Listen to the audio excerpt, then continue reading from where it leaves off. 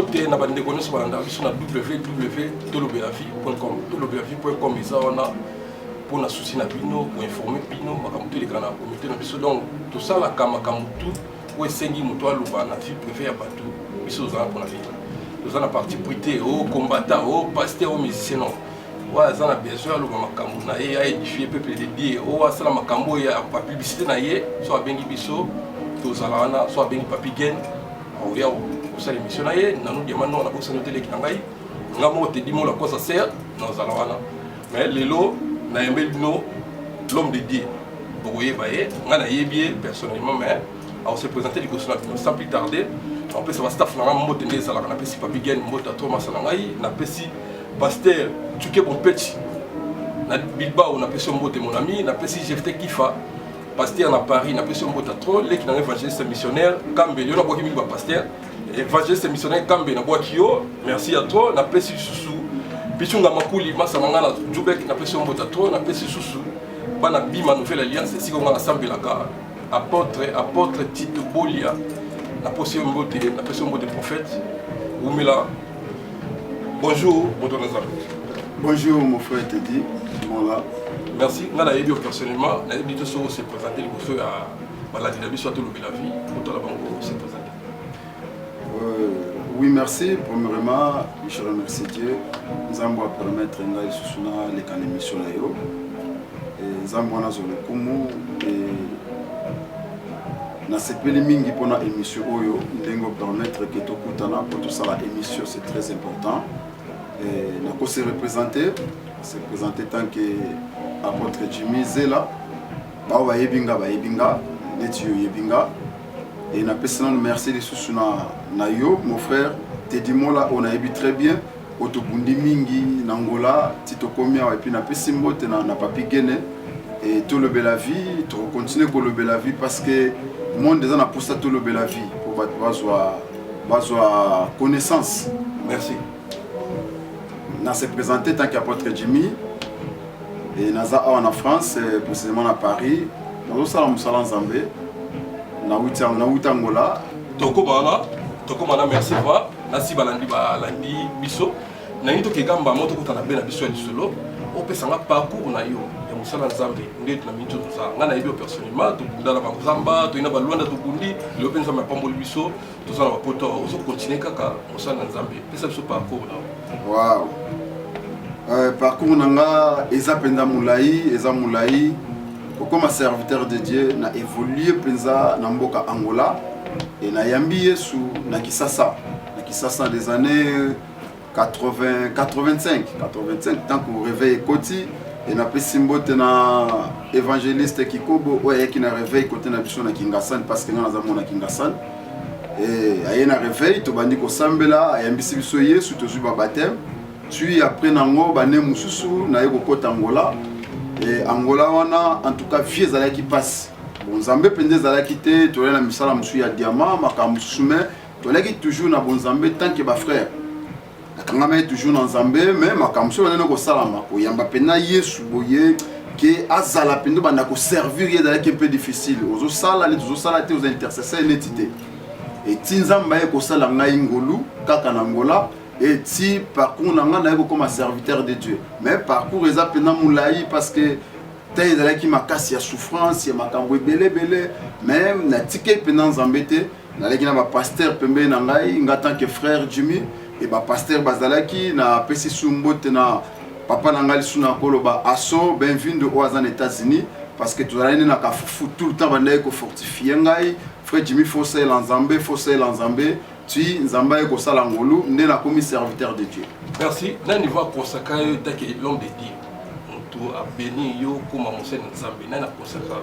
Ah eza question mo ko eza pena malamu makasi question mo eza malamu et c'est peli singai parce que musuba yebi apôtre Jimmy musuba tuna la question tona bamboka oyo eza ba pasteur rebelle et ba négliger biso par exemple na bamboka Evre place Nazala et ba monio bazumonora bongo tantôt yo moko mikomi ça serviteur non et lona ko le là-bas en Zambé ou bien bateau ba monangai bien ba yebite ba yebinga na za apôtre wana par exemple na Europe ba yebi place na utate lelo na ko se présenter boyeba place na uti parce que mutu nyonso fa na base na source place nini oya outi tant que serviteur ngai naza na papa na ngai molimo spirituel o ke na nzela na ye lelo naza apôtre de Dieu donc na kalani na ye nga na lekaki oyo archbishop Antonio Matelo oyo bato nyonso bayebi na outi penda epa na ye oyo abimisi ngai na nzela na ye lelo naza apôtre donc mpona koloba mokuse papa na nga molimo c'est archbishop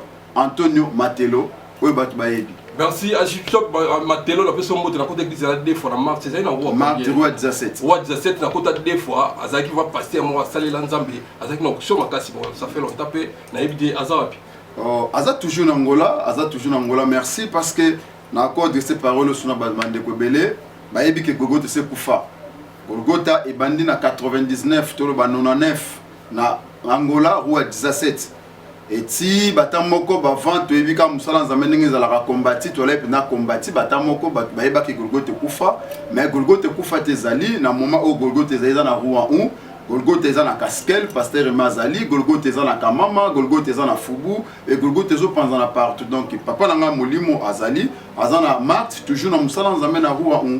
Merci beaucoup comme on a te dit mon la musala na père spirituel na ngeza masa na papi gen ezaka pasi bato bandima mu temps en vie. En tout cas, c'est un plaisir. Pour moi, on a porté un demi-vement père spirituel, Bishop Matelo. En tout cas, c'est un plaisir. Bon, on a des comme ça, on va passer à côté de temps, on a mis ça, à l'eau répéter, on a vu que ça va confier à la commune regrettée. Il y a aujourd'hui de web. Non, premièrement, na koloba eza qui ingratitude de salaba tout bongo et puis ça vantard. Mutso comme serviteur de Dieu. Premièrement, nous logo là tara mutana vantard. Qui ngapena comme serviteur ba o wana na oche mupanzi parce que naza docteur parce que naza apôtre naza prophète et ache mupanzi ok nga ministère nga ndenge zamba benga premièrement c'est l'éducation na uti na na famille et na respecter na ba ene na nga ya âge et tant na musala nzambe na yesu ne loko wana et ba ene na nga de la foi papa na respectera toujours bango na respectera bango parce que na uti ndepa na bango donc côté na o sa bandeko oyo au baza irreconnaissant au ba reconnaître tes place à outil en tout cas bo ça la effort bo bimanelo ko wana faut la reconnaissant au reconnaître place au outil muto yo abimisio que ce soit yo dans un message ya makasi ko le cahier mais neutre bana mokili papa taza ki zenga za papa na yo a papa taza soulard aza papa na yo ndenge moko na vie chrétien ceux qui par exemple nzamba selo ngolu yo mati ko le katata na yo za la reconnaissant boso tata na weza na kolo bageza ki ingratitude eza reconnaissance c'est pas batuza fier on de ça la rabatouana mais bande ko nga bolongo la fier bo reconnaître na source place bo outil pototombo la musala nzambe. Merci pour la réponse yo na ko betelo mo est vrai tantôt batum suba négligent est-ce que c'est vrai parce qu'il n'a qu'une église est que serviteur de Dieu bozaki mambo linga ki bango tombola on ndingo komi bon papa moni musala o ya nzambe te dimo la eza musala mo eza makambo ebele na ya na mboka wana est vrai naya tant que frère normal mais déjà ndeko naya ayoka ki déjà que no wana apôtre bon biso déjà so commis quelque part na ministère par exemple et apostolat et mutu déjà azomona yo déjà ce qui oza ndengenine donc on va ndeko aluka ki ba kitsangai mais nazala toujours na se et que ya komatate na mikitsa na ngai tina mona ke ndenge zo kende ndeko azolinga mata parce que dans église amoni ke ye na tika malembe pe na bimalanga bolé ki leadership tenezala non pas leadership na kendaka kosambela ndenge ezalaka nango na osambelaka na église na moni église na ye nazosambela bondeko ndeka amona apôtre alende kwa zoluka po aluka finayo na mona ke moye te na tika na ngai ndeko. Merci tout temps na souvent comme église on parce que ils ont droit de sa publicité mais bozala bolingo ba pasteur il faut za bolingo tant yo okie boye okenda na pasi mais oza muto le bien na TV na bi ndenge ozalaka c'est que bosa non olimbisa ye bon kanda neza kutute kanda neza la tête mona na ye to pesa na mbote et zaka m supona ko fortifier ko yesa bande comme ceux qui nzamba salio lelo oza na place oyo bâtir luka oyamba bande comme sou bazoya ko négliger mutute soit y a un titre na net nga na négliger un titre mutute soko yé ko za apôtre oza pasteur oza frère na o considérer yo ne loko ye ndenge bibelobi tala ba oyeba bango na misala na bango na opesa yo musala et à partir de rozala na yo soko za mbuma mabe papa e oyeba na ka partir musala donc ngana na kanda na yete na problème na yete to monde te pesa na toujours mbote mais bon considérer bande ko soit yé pa na yo après ya ko pesa musala papa mutso za mabe oyeba ka ye suka suka ke bimanango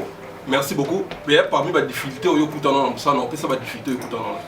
Bon, Moussala Oyanzambe, te dis moi là, ils ont des difficultés belé. Tu écoutes na des difficultés et belé dans kata Moussala.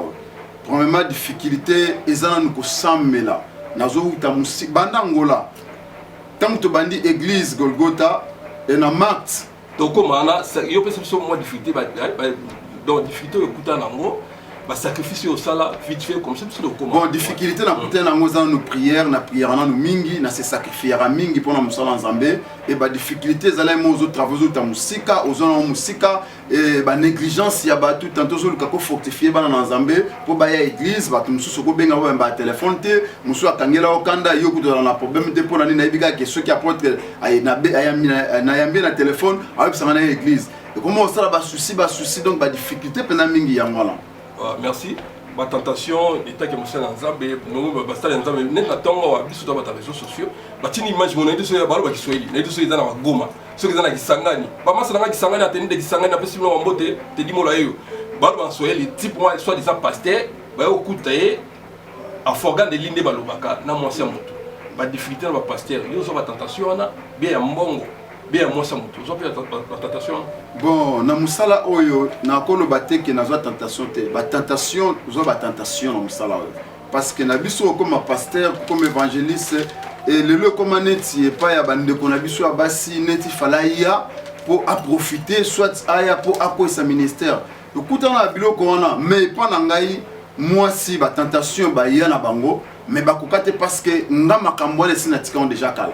Mais na kokutana nango to kutana nango na kutana nango ba tentation au moins na kati église na sermon déjà c'est pela na yo kuto yebité mais après nango na sima mikolo oyo oyeba et robenga ser oyebisi ser makambona ko kiper ngote ko sala ngote musu na téléphone ko benga zo sola na yo au moins na ko makamu mususu donc to kutana nango ba tentation na mais côté on a tout kangai okomona ngai okoluka ngai okotiko otonga te ko tentation basi mais na kutana ba biloko na nyonso. Pour y a la pasteur moi les caca bino si vous vendez du clocher ou nous sommes dans le gola comme souverain donc on les capé mon protocole à je la passer wana c'est là il y a une église au bétier pour passer le kuta la poto a pas na lobité na ninga mabe ba femme celle ba comment appeler bilawa comment vous utiliser bango ninga bino bolingi femme celle comment vous utiliser bango comment ça la on de bino bolingi ou yebi ko esprit na ye comment koko c'est peu mbani makambu abengani pe mobali na ye poyo na sima oya kashita sima o renyana na ye chatumba na sala pasteur avec pasteur ala pasteur l'église na mboko aloba biloko aloba ngoma biso ngapo mutu ba bengo te dineni papier lexa biloko ngabino biso tozana pona o lexa message o amondi o contredit chatumba aye abengi ngai be bengi nanu be bengi papi to lexa ya opesa message na ye ba biloko lokola wana est-ce que pendant yo ko sa ba biloko bon couple mo ezana matata ba ye conseil yo kota sima ou utiliser moi si pour benga mobali yo tika revenu. Bon on a personne en beauté, je les salue. Mon frère Bishop Tchachumba, je l'aime beaucoup aussi, je l'aime beaucoup parce que ngala ko bombaté na nzela ba Tchachumba le lobiso to bimi parce que ma message na bango et ça là que le lobiso peut-être zo buana. Donc na yebité contexte ni batu oyo ba utiliser ka ba femme seule pour que ba ke ne ba benga mbay na bango. Neti ngai domaine nga message nanga onzamba pesanga tant qu'un apôtre c'est message de repentance o ngana te akabutu moy mais bandeko peut-être ba utiliser ba sala bloc on va utiliser ba femme seule ba beta ba prophétie na bango pour ba zo mbonga benga na mibali en tout cas et pas ngelo ko wana ezate pe na tikala ko mona ngote ba pona ndeko langa Tchachumba toujours na sola na to benga na téléphone to sola na ye ezana conseil pe na pesa raye. Bon, ce n'est pas tout ça la kawana en tout cas na évité. L'église donc ba limba ba esclave. Non. Côté on a koloba na kosa la teke pour tenter me contredire émission. Il y a Bishop Tchachumba ou bien mon frère Churamboma, c'est mon frère aussi. Tu tiens place mon Chango. Voilà Chango Churamboma les matables Churamboma na leli. Tu tiens place mon Chango Kingasan tu abna bana Kingasan na suka. Te ya kaka Churamboma ya kana itake analyste donc ça analyse. Chatu masiko za pasteur, alors ba biloko bino ba pasteur pour ça là.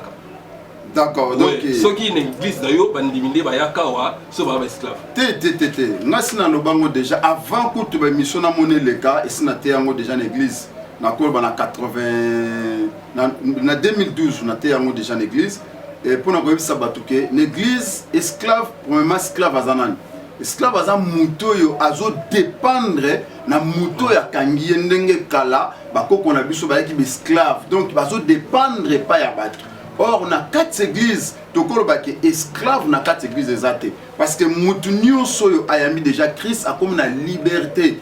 Ozomona na quatre églises pas nga esclave azate muto so libre akobima na ye akei koto akomona église eza bien pour na yake no sambela akei mais ok l'église muta esclave papa ozomona bandimio bayaka bauti partout bauti na ba sainte doctrine bauti na ba Branham bauti batade na ba message ba vandi sango ndeto te akabango awa mwana muki azalaka te bazana ba message na bango.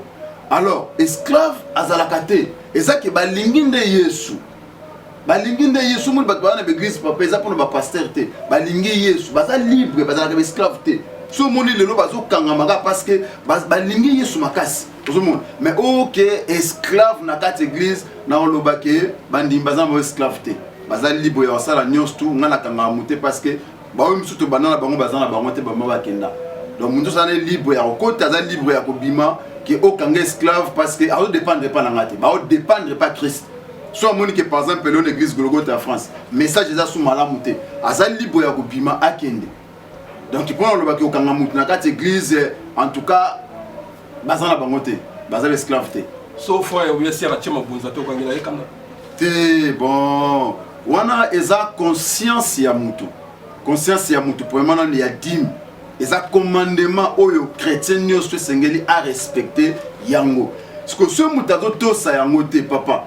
Donc kangele kanda pourquoi neti ngai nalobake soki koti tolia na kolia na oboya te dime koti na kolia parce que ça salaire ya ngai tant que nazo bimisa mutu na kati église ndenge bibelobi ou azo sala na hôtel a ole na hôtel mais soki apesi dimite eza problème ya ye na okanga ni papa na beta akayu bandango la yambi Yesu no sa musala na sa musala diamant na sali tout na mbongo na mbongo donc no kanga kanda ko mapasa na mbongo na sekina mona photo na Facebook tia majima yo na sa majima donc parce que moi guérir en tout cas plaisir à todo continuer quand on bunda au dépend na bana nzambe te quoi.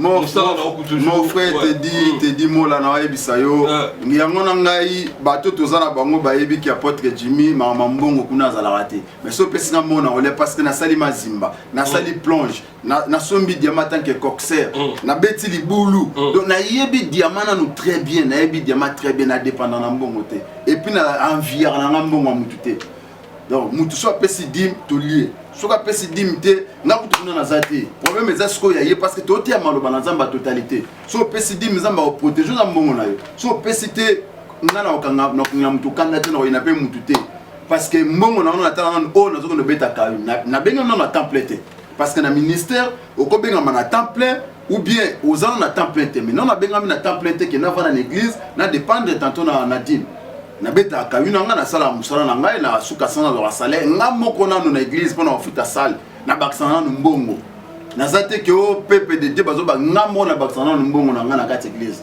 siko yebisanga dimi siko comment na ko yina muso apesi dimité voilà tu comprends yo pana yo au sala monter mais c'est notre chat on va passer belé ba sala ngo bon ça pour tout le monde ba kanya sur les septième angate merci beaucoup de soutenir la mission là nangina tout na yo bon nako excusez-moi nako ba tout net en Europe nako ba en Europe bon na habite na ba mboka msusu na ba Europe ça en tout cas passe au mon pasteur akangeli mondi mikanda pour apesi dimité parce que na poto ba passer ba beta akayo na poto na habite pasteur paraissait azawapi na habite pena na habite parce que obi mboko ndenge ça eza passe pendant mon numéro futana no mutu na ndako bosi ba ko futana no ndako te papa comme on a apparition dans la église bana tongo type quoi 10 minutes de compte à to fin de compte à ba 5 euros ba 10 euros ba 20 euros ce ko ngana mutu kana parce que na pote passer so beta akayo o ngana yebi na ba collègue na mingi ya passer na ba beta akayo siko akangana mondi mikanda comment non c'est bon merci de soutenir la biso autant que nga père spirituel na yo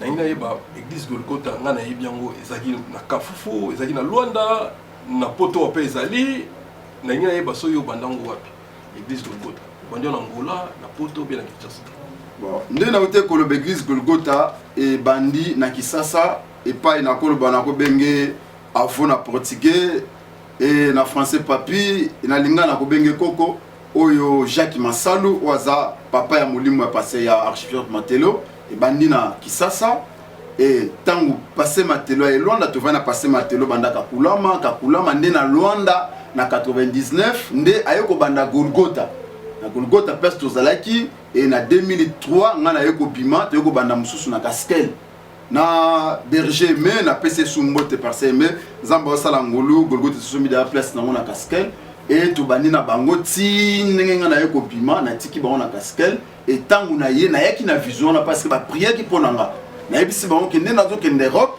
nazo kende musala ya Nzambe pona ko bâtir Golgotha wana père nanga spirituel archbishop Matelo yebi et pasteur Rémi yebi et pasteur Christophe bayebi ba prière ponanga ba bi kende okendo bana musala malamu donc tindenga na ya poto na ya déjà na vision o ya musala ya Nzambe ya Golgotha donc outa nango depuis que ça pas koko na o benga fona portugais. Après, pasteur Matelo a été au courant, après ça, il permission au sein de l'église à Golgotha en Paris. Oui, parce que na Golgotha, les jours où il y a confirmation dans le ministère, et na yebisa, na lobi que partout dans le Kende, ngai Jumi na ko bâtir à Golgotha. Donc, tant que na Europe, na 2013, na yeko banda église Golgotha ya France. Donc, tokolo baneti wazali visionnaire en France, mais visionnaire à Golgotha, parce que c'est communauté, Golgotha est communauté. Ils ont archbishop Matelo, mais à Paris, en France, ils ont Ngaï, apôtre Jimmy Zela, Nde na yeko banda Golgotha. Mais Golgotha, Golgotha, c'est pour comprendre tout ça autonomie, autonome. Donc, tout dépend de ce que vous avez besoin de dépendre de yo. Et ça, nous avons dit que le archbishop Matelo a besoin de Tindadim, Pesa non. Ozo dépendre na yo nengo bana musala côté on a je les sali makasi aza motema malamba fungola motema ba baye bakati bakanisi kitato so que fungole bandi Golgotha o dépendre pas Matelo te biso eza bongote na communauté à Golgotha. Ouais, merci beaucoup. Ndengina tuna est-ce que ça va cours à théologie pour ma pasteur attends la poto bien sota ça la théologie attends mon ceux qui posent un pasteur faut ça ka théologie bien au ça na obtenir exemple pas na ça na bon wana na kolo bango eza ba ignorance ya bande ko belé o ba ko sala. Et appelle premièrement c'est Dieu. Nzambe mutabenga nanu mutu. Ndenge ayebisa ki Jérémie. Abi Jérémie na pona yo banda libumu ya mama. Na consacra yo. Donc Nzambe abonga apona Jérémie déjà na libumu tant que pasteur a salara théologie te. A consacra Jérémie tant wabimi a salara théologie te. Pona okoma pasteur na ina éclairci bana Nzambe. Ezate que pour ça la théologie. Ezan Nzambe fala pona yo. So hotel badina bala batanga wapi badina bala lelo ba pasteur nzamba sala lelo ba kufu basala ba miracle donc oko sala théologie c'est bien tout ça la théologie oui mais ko sala ko kendete que na sala théologie pour na comme pasteur non oko comme pasteur sans théologie et c'est très nécessaire aux enseignements il y a théologie il y a éthique donc ngai et na banda théologie te pour na comme pasteur nazala déjà appelé et bah y'a qu'on confirmer ministre bah consacrer ngate bande ko passer la carrière que bah confirmer ngate tant que pasteur tant qu'apôtre non c'est la confirmation parce que consacration ça la rendre la libumu ndenge nzamba ponaka Jérémie mais confirmation bah confirmer ministère ngate tant que pasteur sans théologie mais bah cours à théologie tout ça là yango to mama pasteur te après le temps ndé bah y'a qu'on confirmer ministère tant que apôtre et on a conseillé bande ko belé qu'aucun idée ceux qui ont benga maintenant qui n'a sa théologie pour comme pasteur non et ça appelle les Nzambe à bengaka ceux qui a pour nayo dès le ventre ya maman na yo tant que ça la théologie si c'est non c'est bon on a dit bah confirmer ministère na yo na tata oiseau suivre yo donc comme pasteur les gens ont obligatoirement ou ça cours à théologie non comme yeso ça la théologie ba Pierre ba ça la théologie bato balanda biso bakamai le trop batata lobi la vie balanda te lobi la vie na biso do amote bafana na ngai tout bafana papier na nous bakamai le trop balanda biso soki eza bongo te ba contredire soki eza bongo ba betelo maboko na si otala micro oyesa bango soki eza na encore obligatoire te bayebi makamna zoloba non makamna zoloba bayebi pona comme pasteur ezati ko sala théologie eza ko sala théologie te eza appel ya Nzambe Nzamba benga ka mutu ndenga zala na libumu ndenga benga Jérémie abenga Jérémie Nzambe arobenga yo ndengo zali osala théologie te tozana na Saint-Esprit ce qui Nzamba sa benga yo par exemple sur ozuna ba mboka na bakati kuna ba professeur de théologie bazati ba pasteur bazali donc pour nous ça ba ninga ndeko belé que tout le monde a carte ignorance wana oui que ne sala théologie pour ba sa connaissance théologie c'est bien sa connaissance il y a Bible il y a histoire makambo ebele mais pour être un serviteur de Dieu ce n'est pas la théologie mais c'est l'appel de Dieu au Saint-Esprit a une capacité yo ato yebi kotanga Bible te papa pona ko comme pasteur eza obligatoire to sa théologie ça appelle en Nzambe so nzamba sa pona yo ko sa la théologie te so les appelle en Nzambe o comme on a pasteur la théologie ezali pour pesa biso connaissance ya maloba toujours tanga tant que na kati ya Bible tout ça appui na biso na kati ya Bible ya mwana tout ça la ba cours à théologie pose la connaissance ya Bible mais connaissance à molimo mosantu te parce que connaissance à molimo mosantu nenza menda atina molimo mosantu ndeko ya ko capacité yo mais wana za connaissance ya Bible ya makomi donc muto ya capacité biso eza toujours molimo mosantu on a ici bande ko comme pasteur eza théologie za connaissance ya Bible comme pasteur za appel en Nzambe za appel en Nzambe suko bengama ben même ko la ko ka ba confirmer ministère na yo. Ouais, merci beaucoup. On appelle ça mot vite fait na mosali na Nzambe a église oyo frère Pierre le mali mimbenga libabi na pesi mot siko ali na zana mosali na Nzambe église Golgotha na ngina tuna objectif église Golgotha à la France. Objectif église Golgotha à la France ezani. Ah, objectif, il y a église Golgotha de France. Premièrement, ils ont la marque, chapitre 16, verset 15. Puis il leur dit, allez partout le monde et prêchez la bonne nouvelle à toutes les créations. Et beaucoup de partout dans le monde, beaucoup de côté à Maloba. Donc, l'objectif, il y a l'église Golgotha, et ça, la bonne nouvelle de Jésus-Christ. Ou ça, l'église Golgotha de France. Donc, la bonne nouvelle de Jésus-Christ. Ou ça, tout est, chaque jour, il y a Koyambi Sabatu Yesu, et il y a repentance, tambola, nakobanga nzambe. Donc, objectif nabiso, et ça, la bonne nouvelle de Jésus-Christ, aller partout dans le monde, faites des nations, des disciples de Dieu. Et tout ça, pour nous kobimisa ba disciples nzambe, pour nous kolakisa ba connaissance, pour nous koyambisa ba Yesu. Yango eza objectif, il y a l'église Golgotha de France. Après l'église Oboyambano, passer à route à l'église Moussou au terrain. Oui, non, à la porte ça l'a ouvert, à la porte ça ouvert, bah serviteur rebelle bah les cas ah bah yebi. Bah serviteur rebelle bah les qui ceux qui a bengi on a posé Matthieu benga na bengaka en tout cas bah koya évangéliste Madraoul bah les qui zanda kuna bango apôtre Paul Zamba Pamola Pascal Utiko Bota awa bah les cas awa et bah pasteur Claude bah pasteur Maurice, bah pasteur Belé c'est bienvenu, bah pasteur Brèche Bateaka, bah pasteur Belé, évangéliste Elohim, na sala PCMbote ya Angola, et bah serviteur monsieur Belé, monsieur na bosani ba Combo, bah l'équipe de porte ils ont ouvert pour na moutunio stupo ayate maloba ensemble. Ouais, merci pasteur Jefté Kifa, les bienvenus, na pesi souvent ça pasteur Jimmy Mbouma, révérend la personne beauté. Parce que tout le monde peut citer la mission.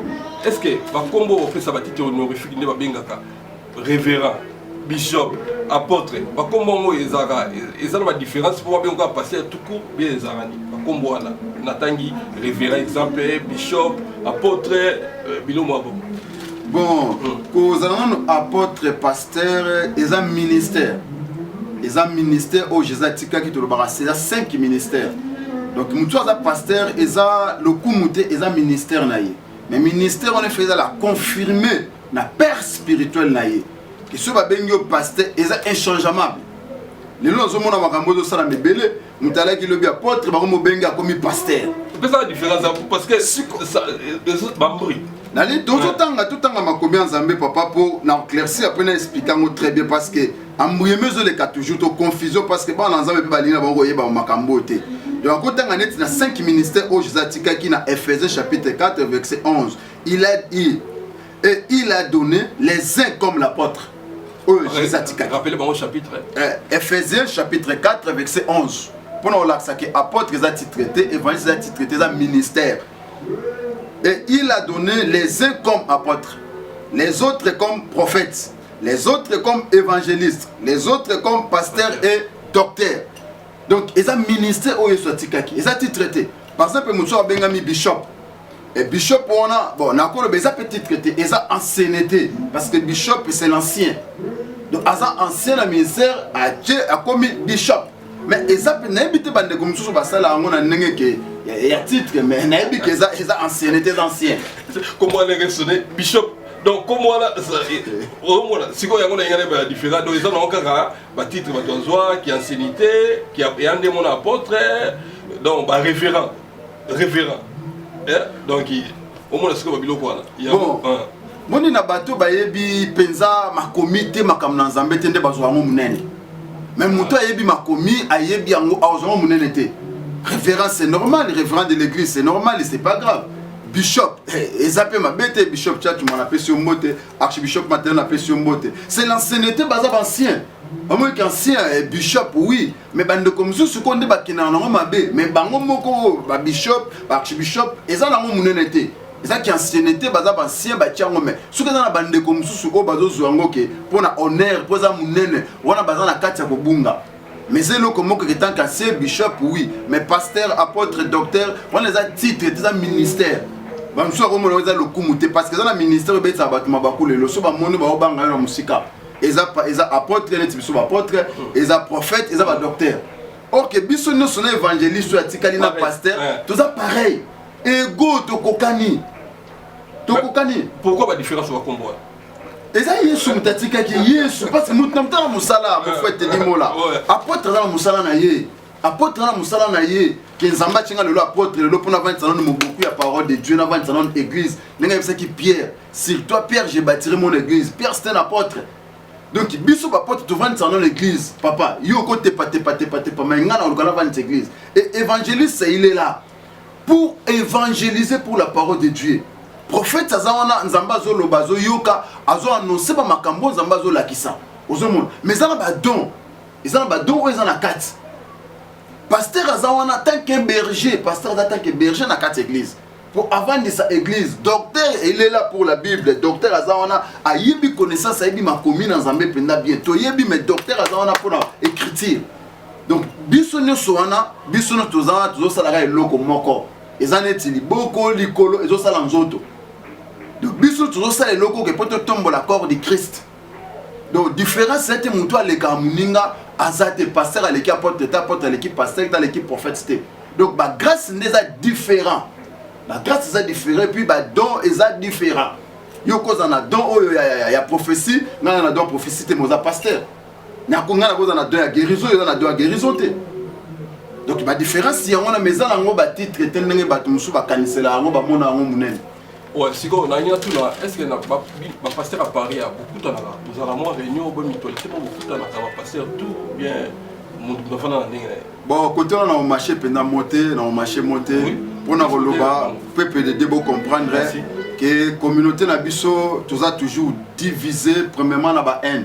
Et là qu'on a une lobby en tout cas ba na Zambie boyo kanga bien, tous a divisé na ba haine premièrement réunion to kutana na noté. Ils ont réunion à pasteur soit disant président à pasteur au bazar en Europe et non on a monté l'église banana ban église na mon en fait invitation ou bien lettre qui baillé que tout ça na réunion quelque part parce que bango ce basala par exemple communauté na bango qui est ça ça pasteur fallait bailler ba église de réveil aux en mboka au France soit Paris des bazar na kata Paris baluka ki basangisa bat nyos tout ça la ta cultement communautaire soit na stade de France oyo. Donc côté na kolo bango na ko marché moteur tout cas tout ça divisé na mutana ko na ye mutata ça na la clique ya bato ba vanda ba sala réunion ya 20 pasteurs il y a 10 pasteurs au ba yebani mais le reste là côté wana en tout cas tout ça na biso divisé puis ba un des belé. Merci quand na lo barama ça na papi gen to sangana kaka ko sangana ko kabona comme on a pasteur monné na mboko yo a marché ba monter que ba pasteur vous a divisé en poto wa. Donc, ma clique, moi 20 personnes, 30 personnes, moi, je suis un comité directeur, je suis un peu bon, je évité mon Congo, je suis Europe, mais je suis ensemble la Ranzambe, je suis la Bima, je suis nouvelle alliance, je suis Sibino, je suis Moté, Ali, Animatunga, merci l'assistance de Animatunga, la personne, je suis Moté. Parce que comme la société, là, on est tenu au Koloba, et bonsoir, Banazam. Bon, on s'est pas dit, na question de studio Tuningai. En tout cas, na CP na ba question na eza ba question na s'attendait pe na ngote mais ebimi eye nzamba zo lokumu yango pe na claircir en tout cas peuple de Dieu et nazo beta c'était na bana nzambe tout na temps de la fin tout ça la keba ina tanga avec ce moko pona ko yebisa bana nzambe tant autokomi Merci. Exactement moto komi exactement ko eza makasi. Mais tout ça la keba. Tout ça la keba na temps auto komi.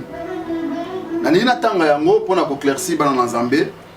Et Bible lobi car il viendra un temps où les hommes ne supporteront pas la saine doctrine, mais ayant la démangeaison d'entendre des choses agréables. Ils se donneront une foule de docteurs selon leur propre désir. Tant auto komi bana na Nzambe, na lingina fortifier bino. Et là na tamoko o ezama be makas. Et nenge Bible lobi batu ba ko supporter sous saine doctrine. Sainte doctrine, c'est quoi? C'est la parole de Dieu pire. C'est la parole de Dieu pire, donc d'abandonner les péchés parce que Jésus revient bientôt. Tout comme un soumbo. Bible lobi na ta o bat ba linga o susute papa. Repentance ce qu'on y a bisoté à repentance chaque jour l'église Golgotha. Moi je suis l'homme de repentance. Nous t'en contredit ngazate. Au kono bakeno apôtre na ibo yebelinga wapi na sala ni na uti na ngola. Et lo moi ma be na sala te bazo ba sepela nanga. Ceux qui battent musuba ininga o ba yebi mususu ya mususu amonique tantôt le kamnin. Mo web sa na kanga apôtre na moi si bona sala ba legi mbongo nanga o so ngate. Ngana za na repentance na terre. Ce qu'on attend tous en ngo ba ba lingi repentance to terre. Sote repentance ba qui m'église. Ozomo. Bato balingi makambo yo ezo sepelisa matoi na bango. Alinga ndola la kuna par exemple ese 21 jours pose aux moine. Mutake mbango. Mais premièrement, il faut qu'on l'accent mutunano. Ndenge ni na kozala indépendant. Si y a un problème, ay ba ko be l'ensemble. Mais sur Bible lobi bato ba ko sepela biloko to sepelisa bango. Ozomo. Donc bato balinga kende kuna ke koto to pesa mbongo ye wana ke koto to pesa bana ye wana ke c'est pas mon azu mwana te ka ye mutaba do finga pasteur wana ke na yaki koto azana nguyete pasteur na salibo alukeli makam mais pour la comprendre ça peuple de Dieu bien aimé fana na saine doctrine ou eza doctrine du Seigneur. Cela veut dire nzamba pesi o capacité alobi na kombo na ebo benga na ba démon.